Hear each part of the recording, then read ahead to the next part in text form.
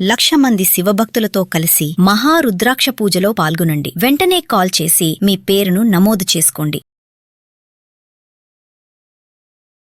मेरे पास एक बच्चा है ना, तो यहाँ पे मिलने आया। बाबू से बोला, बाबू चलो टॉफी खाने चल रहे हैं। मैंने बाबू ले लिया। मैंने कहा अपना ही तो बहुत ही तो ले जा रहा है। उसी ने बोला छोटे से बच्चे से। India's largest digital media network Suman టీవీకి స్వాగతం. ప్రస్తుతం మనతో ఉన్నారండి motivational speaker and language trainer Vijaya Bangaru Amma. So మనం బాగా వీడియో వైరల్ అయ్యిందండి. 1.5 సంవత్సరం బిడ్డని ఆడు ఎంత ఘోరంగా చంపాడంటే ఒక బొమ్మను నేలకేసి కొట్టినట్లుగా చంపేశాడు అనమాట.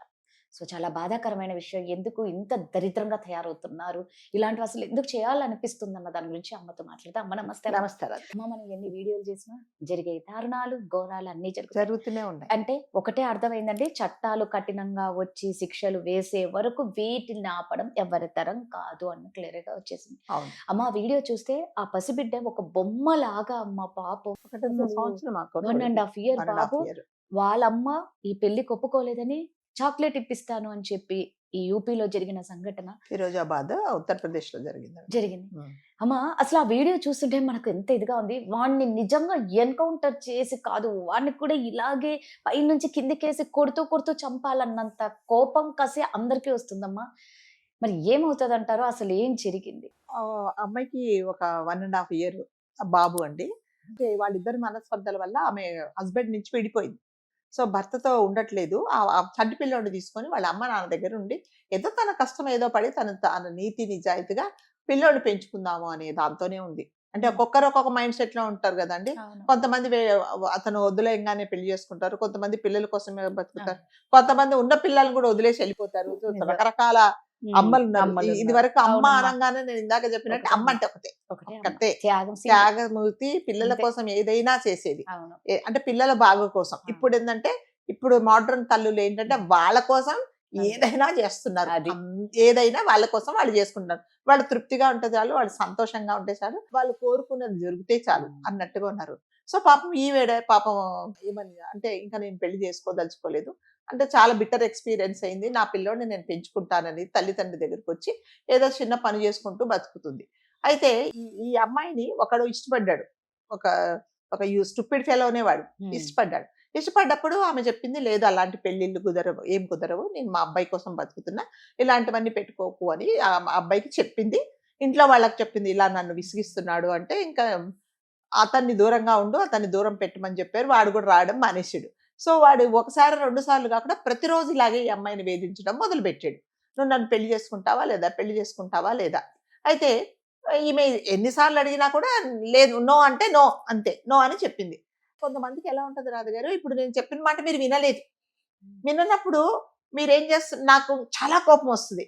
మీ ఎమోషన్స్ నేను దెబ్బతీయాలి అంటే, సపోజ్ మీకు ఒక అన్నయ్య ఉంటాడు, అన్నయ్య మీకు చాలా ఇష్టం, నేనేం చేస్తా, అన్నయ్యని టపా అని పీకుతా కదా, అటు ఇటు కొడతా, లేకపోతే వాడిని బాధ పెడతా. అప్పుడు మీరు ఎమోషనల్ గా బాధపడిపోతారు. ఎందుకు వచ్చింది బాబు, నా వాడిని ఇది చేస్తున్నాడు కదా, ఏంది బాబు ఏంది నీ సంగతి అని నేను మాట్లాడతా. ఇతను కూడా అదే పంధాలో ఏం చేశాడంటే, ఇప్పుడు ఆమె ప్రాణం అంతా ఎవరి పేరు మీద, బిడ్డ మీదే ఉంది. సో బిడ్డ కోసం నేను ఇట్లాగే బతుకుతానని చెప్పింది. సో వాడు ఏం చేశాడంటే, ఆ ముక్కు పచ్చడారని ఆ కుర్రోడు చిన్నోడు 1.5 year అంటే మాటలు కూడా రావండి సరిగ్గా. సో వాడిని ఏం చేశాడంటే, మరి చాక్లెట్ ఇప్పిస్తానని చెప్పాడట. బయట ఉంటాడు, చిన్నాడు కదండి పాపం, ఎక్కడో బయట ఉండొచ్చు ఆ అబ్బాయి ఆడుకుంటూనో ఏదో, లేకపోతే అమ్మమ్మో ఏదో అక్కడ కూర్చోబెట్టి లోపలికి అది టైం చూసుకొని ఎత్తేసుకున్నాడు. ఎత్తుకొని రాధగారు అది చూస్తే, ఆ వీడియో చూస్తే నిజంగానే మనం ఇంకా మనుషులం కాదు, ఎవరం కాదేమో అనిపిస్తుంది ఎవరైనా కూడా. వాడు బట్టలు ఉతుకుతారు చూడండి, అలా ఉతికేశాడండి. ఆ 2 కాళ్ళు పట్టుకొని టపా అంటే ఆ చిన్న కుర్రాడి ప్రాణము మీరు ఎప్పుడైతే అతను మిస్ హ్యాండిల్ చేసిందో అప్పుడే పోయింటాడండి. వాడు కొట్టక్కర్లేదండి రాధగారు, కొట్టక్కర్లా కదా. ఎప్పుడైతే పిల్లవాడిని మనం 1 సంవత్సరం ఉన్న పైన ఎంత పొత్తిళ్లలో చాలా జాగ్రత్తగా చూస్తాం కదా, ఒక పువ్వుని చూసినట్టు చూస్తాం. అలాంటిది నువ్వు ఎప్పుడైతే నేను వీడియో చూసానంటే ఎలా పట్టుకున్నాడంటే, ఒక బొమ్మని పట్టుకున్నట్టు ఇలా పట్టుకొని అలా పట్టుకొని కాళ్ళు విరిచేసి, అప్పటికే ఆ అబ్బాయి పోయిందా లేదా అని చెక్ చేసి మళ్ళా వాడు గిజ కొట్టుకొని కేరమని ఏడుస్తుంటే టపా అని వెనకేసి కొట్టాడు. కొట్టిన తర్వాత ఇంకేం చేస్తారు, యాజ్ యూజువల్ వస్తారు కదా అత్తగారింటికి వెళ్ళినట్టు తీసుకెళ్ళిపోయారు. అయితే వాడు అక్కడికి వెళ్ళి అంటాడు, నాకు చాలా దాహం వేస్తుంది, ప్లీజ్ నాకు మంచినీళ్ళు ఇవ్వండి, నాకు ప్లీజ్ నా ప్రాణం పోతుంది అంటే, మరి మాటలు రాని వాడిని కదా, వాడిని తీసుకెళ్లి నువ్వు నేలకేసి కొట్టావు కదా, నీ కోపం ఎవరి మీద చూపిస్తున్నావు?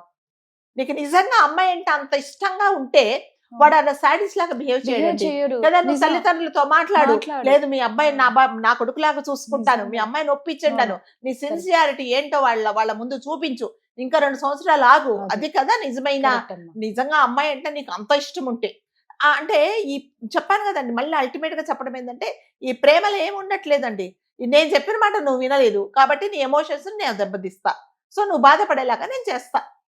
వాడు నిజంగా సిన్సియర్ గా అమ్మాయిని ఇష్టపడ్డా? మరి ఇష్టపడలేదు, ఏదో టైం పాస్ చేద్దాం అనుకున్నాడు, ఆమె వినలేదు కాబట్టి అంటే ఏమి ఈ ప్రపంచం అంటే ఇంకా తెలియని అబ్బాయిని అసలు తీసుకెళ్ళి అలా బట్టలు ఉతికినట్టు ఉతికి చాలా దారుణంగా చంపేశాడండి.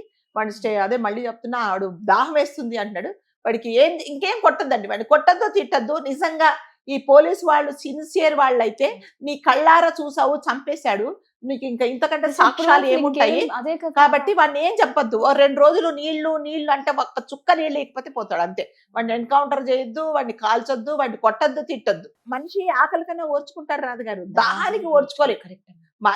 ఏదో ఒక మంచినీళ్ళు మనకు నోట్లో పడిపోవాలి కదా. ఆకలి అయితే ఏదైనా ఓర్చుకుంటామంట కదా, ఆకలి అయితే మంచినీళ్ళు తాగి బతికానంటారు కదా. మంచినీళ్ళు తాగుకొని మనం కడుపు నింపుకోవచ్చు. మీకు ఆకలి అయితే అన్నం తినలేరు, ఫస్ట్ నీకు మంచినీళ్ళు కావాలి. సో వాడు దాహం వేస్తుంది, కొంచెం నీళ్ళు ఇవ్వండి ప్లీజ్, మై మర్జారే అంటున్నాడు. సో వాడికి ఒకటే పనిష్మెంట్. అంటే మళ్ళీ చెప్తున్నానండి, మన చట్టాలు మన వ్యవస్థ ఎలా తయారైందంటే, చంపేశాను అని మీరు తలకాయలు తీసుకొచ్చి పోలీస్ స్టేషన్ లో పెడితే కూడా మీరు వాళ్ళకి ఏం శిక్షలు వేయట్లేదు, కత్తులు తీసుకొచ్చి చూపిస్తే కూడా మీరు చేయట్లేదు. కళ్ళారా మీరెళ్ళి ఇన్వెస్టిగేట్ చేసి అక్కడ స్పాట్ లో అన్ని ఎవిడెన్స్ దొరికినా కూడా you are taking your own time. అలాంటప్పుడు ఏం భయాలు ఉండట్లేదండి. సో వాడికి ఒకటే పనిష్మెంట్ ఏంటంటే మంచినీళ్ళు ఇవ్వద్దు అంతే. మంచినీళ్ళు ఇవ్వకపోతే వాడు ఉండడండి. ఉంటాడా? బ్రతుకుండగానే ప్రతి నిమిషం వాడు ఇలా కొట్టుకుంటున్నాడు, మంచినీళ్ళు ప్లీజ్, మంచినీళ్ళు కావాలి నాకు, చాలా దాహం వేస్తుంది, ఒక్క చుక్క మంచినీళ్ళు ఇవ్వమంటున్నాడు. ఆ బిడ్డ ఏం చేశాడు కదా, ఆ బిడ్డ ఏం చేశాడు అంటే చెప్తున్నా కదండి. ఇప్పుడు వీళ్ళకు ఈ కాలంలో ప్రతి ఒక్కరు రాధగారు అంటే ఈ యువత ఎలా తయారైందంటే, నాకు కావాల్సింది నేను ఏది చేసేనని సాధించుకుంటా, మీకు ఇష్టం ఉందా ఇష్టం లేదా అనేది నాకు అవసరం లేదు, నాకు కావాలంటే నేను మిమ్మల్ని ఏం చేసైనా కదా మీ దగ్గర నుంచి నేను అది తీసుకుంటా, అలా తయారైపోయారండి. కాబట్టి ఇంకా మనం మళ్ళీ దీంట్లో చెప్పేది ఏం లేదు రాధగారు, ఎవరిని ఉందా చెప్పండి. మీరు అన్నట్టు ఏంటంటే అమ్మా, ప్రేమతో మీరు ఏమన్నా గెలుచుకోండి, ఒకరినొకరు చెప్పడాలు మీరు సావడాలు అసలు ఇది కాదు. నీకు అమ్మాయి అంటే నిజంగా ప్రేమ, నిజంగా ప్రేమ ఉన్నట్టుగా ప్రేమ ఉన్నప్పుడు నువ్వు సాధించు, ఆమె చుట్టూ తిరుగు, వాళ్ళ తల్లిదండ్రులతో మాట్లాడు, పిల్లవాడిని ప్రేమగా చూసుకో, నువ్వు సిన్సియర్ చాలా ప్రేమగా చూసుకుంటాడు నా కూతురు అని తల్లిదండ్రులకు నమ్మకం కలిగించు, అప్పుడు చక్కగా ఇద్దరు పెళ్లి చేసుకోవచ్చు కదా. అంటే నీకు ఏం కావాలి ఇప్పుడు? ఆమెను సాధించడం కావాలా? జీవితాంతం ఆ తల్లి ఎలా ఏడుస్తుంది రాధగారు, అసలు అమ్మాయికి ఏం చేయాలో అర్థం కావట్లేదు అసలు. అంటే చంపేస్తారు అంటే వాడికి ఎంత కక్ష ఉందో చూడండి. ఆ కక్ష ఎవరి మీద? తల్లి మీద కక్ష. ఆ తల్లిని ఏం చేశాడు? ఎమోషనల్ గా బ్లాక్మెయిల్ చేసాడు. అంటే ఇది అంటే జనరల్ గా ఎవరైనా సరే ఒక అబ్బాయి చెప్పిన మాట వినకపోతే ఆ అమ్మాయిని డామేజ్ చేస్తారు, ఆ అమ్మాయిని కష్టపెడతారు, ఆ అమ్మాయిని ఏడిపిస్తారు, ఆ అమ్మాయి బతకకుండా చేసేది మనం చూసాం ఎన్నో ఘోరాలు. కానీ తన కన్న పిల్లోడిని తీసుకెళ్ళి వాడు దారుణంగా చంపేశాడు అంటే ఇంకా ఎటుపోతున్నామో తెలియట్లేదు. మానవత్వం మీరు అన్నట్లు మొత్తం పోయింది. మనం ఆ వీడియోలు చూసిన ప్రతి ఒక్కరికి మనకి మన మీద అసహ్యము, సిగ్గు, బాధ అన్ని కలుగుతాయి. ఎందుకంటే ఇలాంటి జనాల మధ్య మనం ఉన్నాం, మన పిల్లలు ఉన్నారు. నిజంగా దీనికి మార్పు రావాలి అంటే మన ఇండియాలో చట్టాలు కఠినంగా శిక్ష వేస్తే అప్పుడు కొంచెం భయం ఉంటది. అంటే సాక్ష్యం లేనప్పుడు పోలీసు వాళ్ళు ఇన్వెస్టిగేట్ చెయ్యొచ్చు. నీ కళ్ళెదురుగుండా చంపేశాడు, శవం కనిపిస్తున్నది, అందరూ సాక్ష్యం చెప్తున్నారు, అయినా మీరేం మాట్లాడటం లేదు. కాబట్టి మరి మనము ఎవరిని సవరించుకోమని చెప్పాలో మనకు తెలియట్లేదు అసలు. అంతే అమ్మా. Thank you.